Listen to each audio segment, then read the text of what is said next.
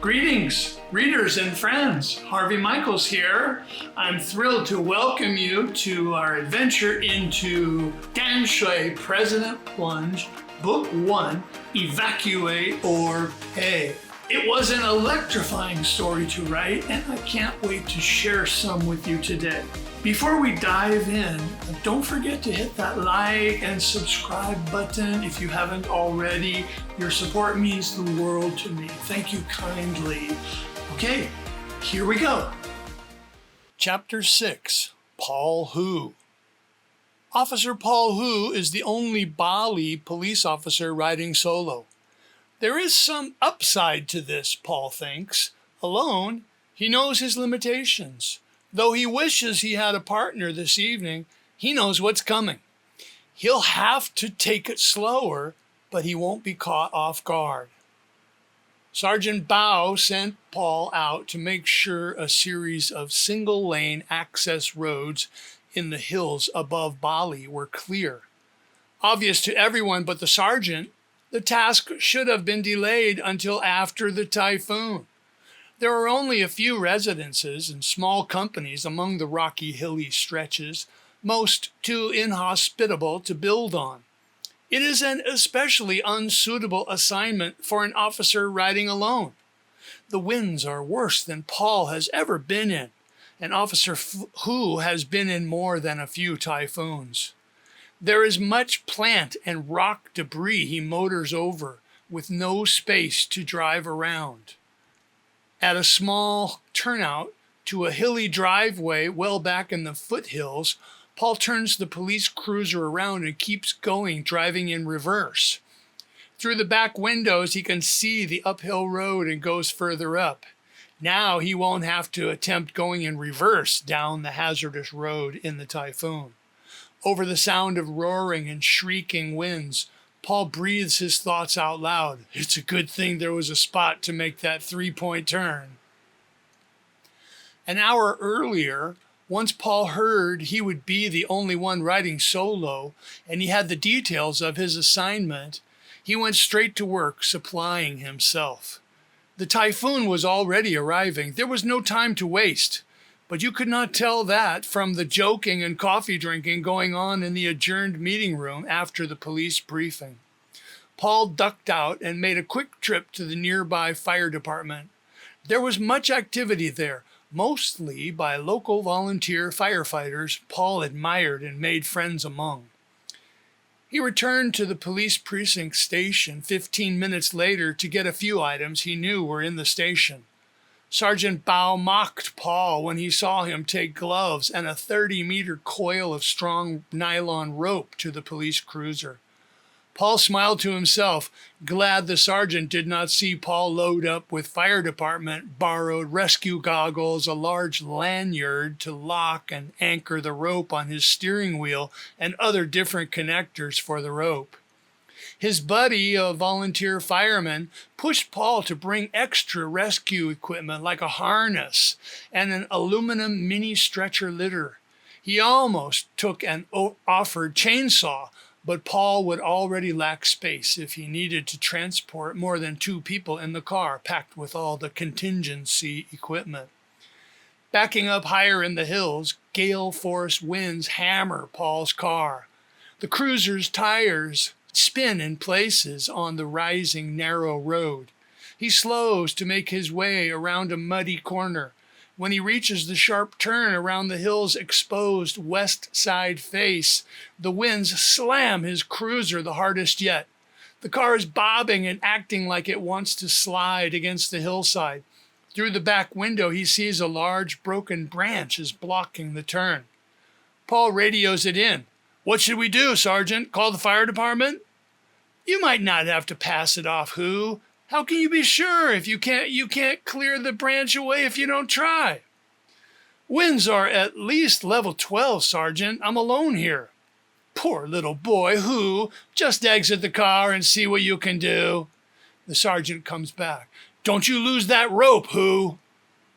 Avoiding heavy rain squalls, Paul wrestles on a harness in the driver's seat. After securing a rope breaking clamp to the harness, he puts the large steel lanyard around the steering wheel bottom and starts feeding through the rope. It's too bad the cruiser doesn't have outside hooks for such times, Paul thinks. The Humvee we never use must have stuff like that.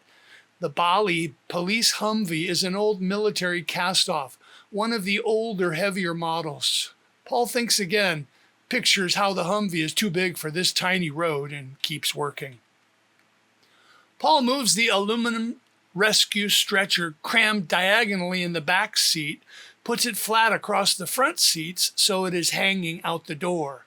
He wraps his seat belt twice around the litter and locks it in place so that the cruiser door cannot close. The wind bends the door, but the litter keeps the door from slamming shut, which would stop Paul from roping over to the branch. He shrinks down and shudders, feeling like he is rappelling through the backwash of a jumbo jet, remembering a video he saw of people blown about behind a jet's exhaust. Now at the branch, Paul is sorry he didn't borrow the chainsaw, and even sorrier he didn't wear the borrowed goggles still sitting in the back seat. The branch is not really a branch, it is a good-sized tree, split down the middle, still joined at the base of the tree trunk.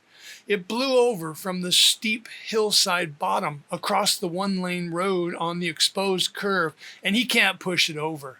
Paul is about to return to the police cruiser when the wind gusts and blows his feet out from under him. He tumbles over the log in the road, shins and thighs hitting hard, feels a sick moment expecting a high fall, but he stops there. Paul gasps and pants from the adrenaline rush. Thank you, God, thank you. He had only just locked the rope climbing brake device so no more slack would release.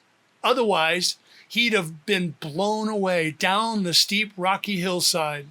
Fully exposed and hanging there, violent wind shakes him, fills his cheeks, and makes his eyelids and entire face flutter. Hand by hand, step by step, Paul crawls up. Back at the car, Paul shudders and says another prayer of thanks. He puts things away in the back seat, both shins smart, but Paul ignores them to hurry away from there. Numb spots on his thighs, deep bruises begin to hurt. He trembles from shock. A cliche from some old book comes to mind. That was too close for comfort. Paul calls on his cell phone to report what happened. He calls his volunteer fireman friend, not the sergeant. With amplified sincerity, Paul thanks his friend for the equipment and describes how it saved his life. Your sergeant is an imbecile. He could have got you killed, his friend growls. Why do you have to take such chances? Get out of there. We'll clear that tree with a team tomorrow. The wind is getting stronger still. Stop talking to me and drive, my friend. He hangs up without another word. Coming down the hill, thankfully driving forward and not in reverse, the typhoon is still intensifying, defying Paul's previous images of typhoon limits. His squad car loses traction twice, blown toward the mountainside of the road. Paul does not hate his sergeant, but he aches inside, thinking of his wife and children. He vows to himself to not accept any more dangerous orders from Sergeant Bao. He never thought his vow would be tested so soon or to such an extreme. Willie and Dee. Perimeter displays of persimmons, apples, guavas, papayas, and bananas wind around the corner storefront in a semicircle.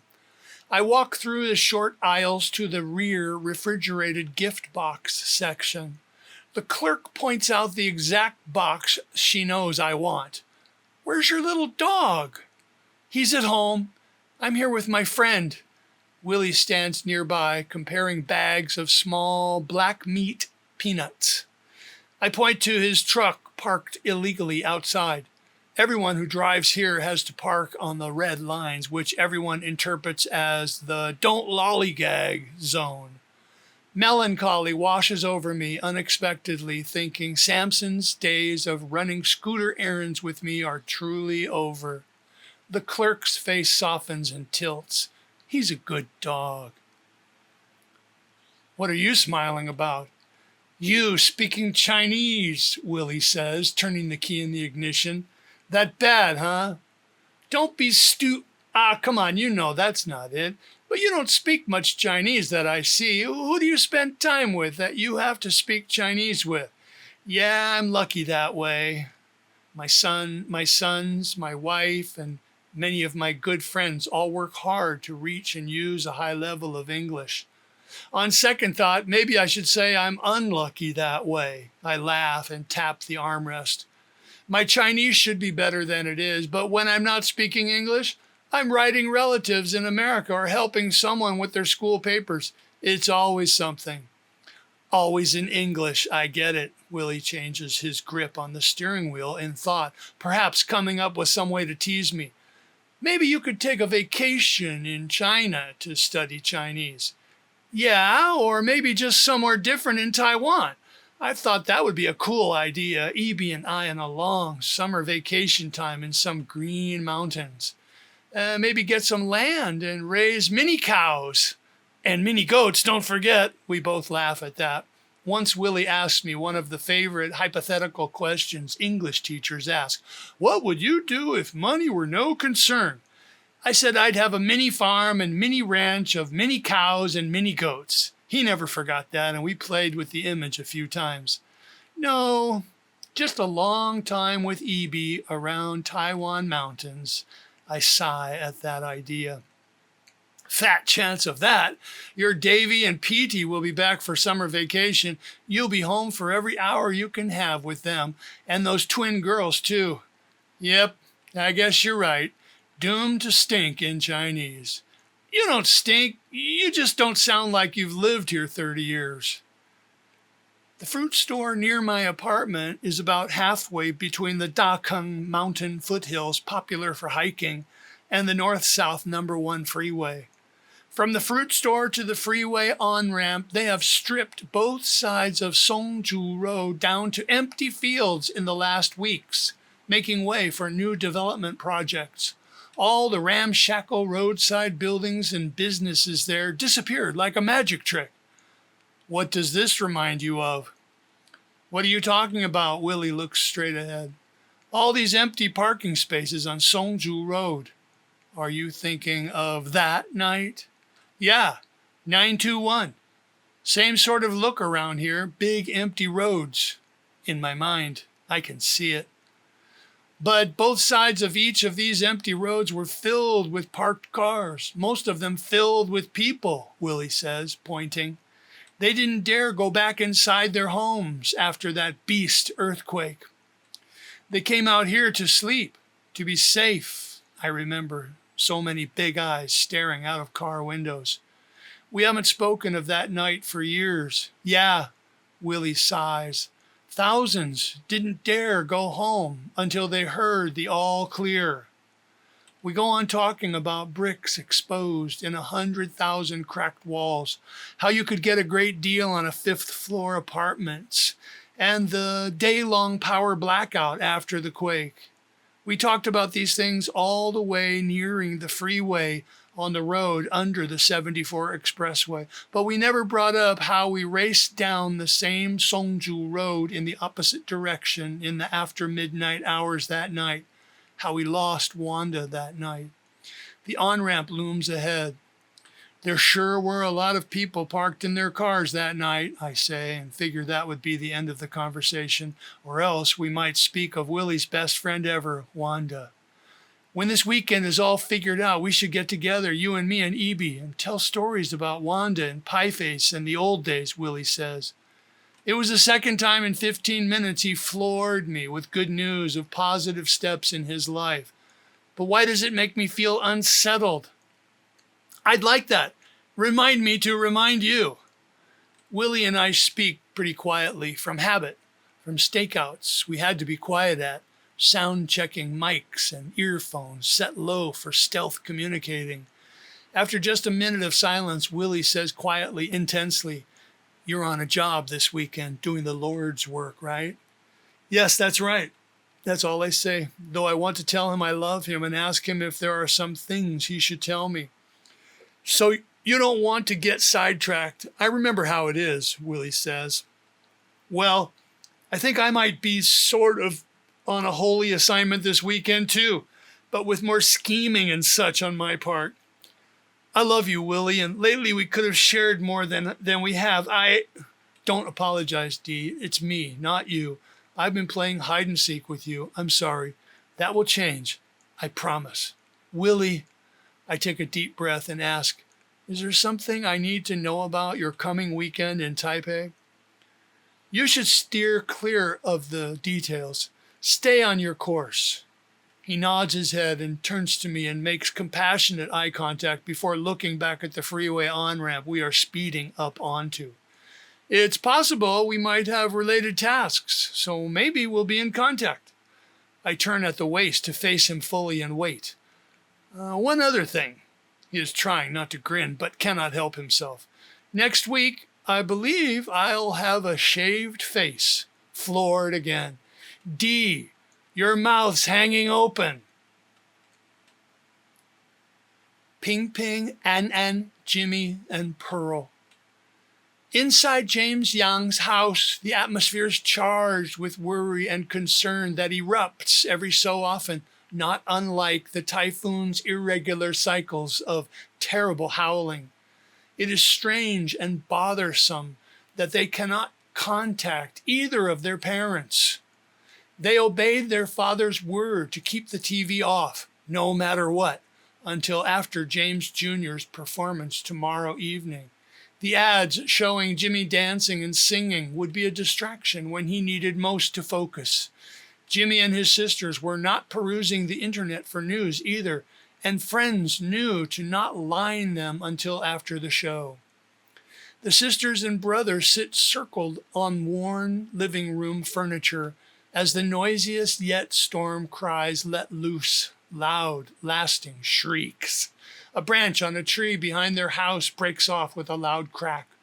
We should call the police back, says Yang Jing-an, An, younger sister, Hannah. Mom will call us soon. Something's happening where she is. She will call us when she can. Older sister, Yang Jingping, Ping, Esther, sounds surer than her face says. They expect the police to call them again at any moment. It's a giant typhoon. There has to be an explanation. Jimmy's face also betrays his call for calm. Both he and his sister's faces scrunch up in the same worried expression. They emailed their father back after reading his encouraging words. That was almost 2 hours ago. They each felt expectant for his answer and troubled about their mother's absence. Not being able to reach their mother online or by telephone was too big a departure from her norm. She might not take a call, but would briefly answer with a single stealthy later message or a line sticker. Now she was not responding to any of their repeated calls and line messages. Could it be a car accident? Why did Theo's wife Brenda not answer either? Then the police call froze their insides. The officer said it might be nothing, but it yanks on their hearts, not knowing. The siblings' feelings were building at the same time and the same way as the super typhoon. And now both are peaking. Maybe Mom and Dad are together for some private time. Ping is not convincing to herself or her siblings. I will wait another 30 minutes, she adds, rubbing her hands, looking at her siblings. The typhoon howls and shakes the whole house, rattling the ceiling, making a whistling sound way up inside from air getting into the attic of the old 3-story house. Jimmy goes back to his practicing. He needs to practice extra on tomorrow evening's song he will sing and play piano on. James Jr. practices the most difficult portion of his piano playing, lightly singing along. Then he plays and sings the complete song. Then the difficult part 3 more times, then the whole song again. He is confident in his ability to nail this cover of Stevie Wonder's Signed, Sealed, Delivered, I'm Yours. He auditioned for the show with this song and killed it. But he is leaving nothing to chance. Jimmy has strict disciplined habits taught by his parents, especially his father. As he rehearses, his sisters sit on the sofa quietly praying together. Same as their brother, they fall back on more of their parents' training. At the Wang house, Sanbao's wife is petrified. Her grandson was abducted, and his abductors promised to hurt him if Pearl was uncooperative, specifically if she called anyone else or if she answered incoming phone calls. This storm is the biggest she can remember, but the fate of her grandson worries her more. Her golden retrievers stay close and squirm nervously, either mirroring her fears or from the raging storm trying to blow down their house. Pearl trusts her husband's judgment and prays nonstop for both her grandson and her husband. She dares not defy the kidnapper's no phone command and is unaccustomed to struggling with anxiety. Now she forces herself to breathe deeply to stop a room-spinning sensation. Pearl thinks of Sanbao's hand holding hers as they walked in the traditional vegetable market just yesterday. Then she thinks of both of his hands enveloping hers as they sat together last night on this same spot on the sofa. Mrs. Pearl Wang has never loved another man, has never been kissed by another man.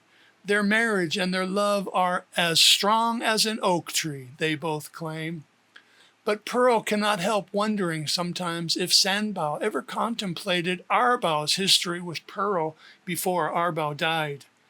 Pearl imagines she could occasionally see the idea on Sanbao's face and in the back of his mind that if Sanbao's brother had lived, Arbao and Pearl would be husband and wife. She thinks about Arbao from time to time, but the love she felt for him over 60 long years ago was more admiration. Their feelings were never romantic, only brother and sister love. He was a great man. She was glad she would see him again in heaven, and she holds zero regrets for marrying Sanbao instead of Arbao. Pearl is fully satisfied with her husband, but she could never be satisfied with the time they have had so far together. Now Pearl is close to feeling overcome by her emotions, yearning to speak to Sanbao. She wants to hear his voice. Pearl wants to comfort him and be comforted by him. What do I do? What can I do? Just then windows boom and shake from the wildly blowing winds. One plant outside is uprooted and tossed across the lawn, flying into the back window across from Pearl Wang. Lord, keep my Sanbao rooted, please. That's it for today. Thanks for listening. I hope you enjoyed the reading this time. Please leave a comment if you did. What did you think? Remember, sharing is caring, so please do tell a friend who would like to join us here. If you are enjoying the journey, I'd be so grateful if you would be a supporter and pick up a copy of Danshui President Plunge on Amazon and leave a review. Until next time, take care. I look forward to seeing you here again. See you then.